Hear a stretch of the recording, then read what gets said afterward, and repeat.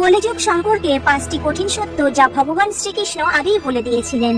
একবার যুধিষ্ঠির শ্রীকৃষ্ণকে জিজ্ঞেস করেন, দাপর যুগে মানুষের সাথে মানুষের এত দ্বন্দ্ব, বিবাদ, হিংসা, হানাহানি, সমাজে বিশৃঙ্খল অবস্থা, বাসুদেব এখনই মানুষের এই পরিণতি, কলিযুগে মনুষ্য জাতি কেমন হবে? এই প্রশ্নের উত্তর খুঁজতে শ্রীকৃষ্ণ পঞ্চপাণ্ডবকে জঙ্গলে পাঠান। তারা জঙ্গল থেকে ফিরলে শ্রীকৃষ্ণ তাদের জিজ্ঞেস করেন আজ তারা জঙ্গলে কি কি দেখেছে তার অভিজ্ঞতা জানাতে। প্রথমে যুধিষ্ঠির বলেন, আজ আমি জঙ্গলে অদ্ভুত রকম দুটো সরুওয়ালা হাতি দেখেছি। এমন আশ্চর্য জীব আমি আগে কখনো দেখিনি। শ্রীকৃষ্ণ যুধিষ্ঠিরকে বলেন, কলিযুগে এমন লোকের রাজত্ব হবে যারা দুদিক থেকে শোষণ করবে। তারা মুখে বলবে এক কথা আর মনে মনে ভাববে আর এক। তাদের মুখে থাকবে মিষ্টতা আর পশ্চাতে করবে সর্বনাশ। এমনই লোকেদের রাজত্ব চলবে। এরপর অর্জুন শ্রীকৃষ্ণকে বলেন, আমি জঙ্গলে যা দেখেছি তা তো এর থেকেও বেশি আশ্চর্যজনক। আমি দেখেছি একটি পাখির ডানায় বেদ লেখা ছিল, কিন্তু সে মাংস ভক্ষণ করছিল। শ্রীকৃষ্ণ বলেন, এই একই রকম মানুষ কলিযুগেও থাকবে, যাদের অনেক জ্ঞানী বলা হবে। তারা জ্ঞানের চর্চা তো করবেন, কিন্তু তাদের আচরণ রাক্ষসের ন্যায় হবে। তারা অনেকেই সমাজে বড় পণ্ডিত ও বিদ্বান রূপে পরিচিত হবে, কিন্তু তারা বেশিরভাগই এই অপেক্ষায় থাকবে কোন মানুষ আগে মরবে আর তার সম্পত্তির সংস্থা বা পদ তার হবে। যত বড় ব্যক্তি হোক না কেন, তার দৃষ্টি সর্বদা ধন সম্পদ ও অন্যের পদের দিকেই থাকবে। এরপর ভীম বলেন, আমি দেখেছি একটি গরু তার বাছুরকে এতটাই চাচ্ছিল যে বাছুরটি তার মায়ের মমতায় রক্তাক্ত হয়ে গিয়েছিল। কিন্তু বাসুদেব সন্তানের প্রতি মায়ের এই কেমন স্নেহ ছিল।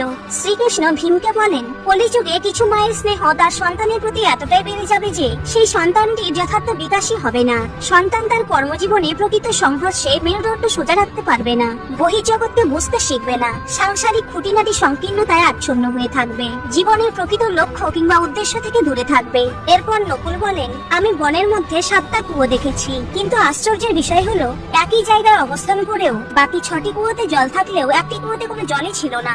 এর অর্থ কি? শ্রীকৃষ্ণ নকুলকে বলেন, কলিযুগে মানুষ তার সন্তান সন্ততির বিবাহ কিংবা অন্য কাজে লক্ষ লক্ষ কোটি কোটি টাকা খরচ করবে, কিন্তু তাদের পাশের গৃহে কেউ অভুক্ত আছে কিনা বা অর্থ কষ্টে ভুগছে কিনা তার খোঁজ কেউ রাখবে না।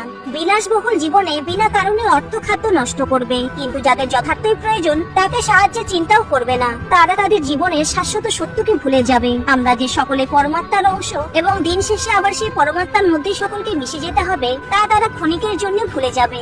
এবার সহদেব বলেন, আমি দেখেছি এক বড় পাথর তীব্র গতিতে পাহাড় থেকে পড়ছিল। বড় বড় কোনো গাছপালা সেটিকে আটকাতে পারেনি। হঠাৎ এক ছোট গাছের পাতা লেগে পাথরটি আটকে যায়। এই ঘটনা তাৎপর্য কি?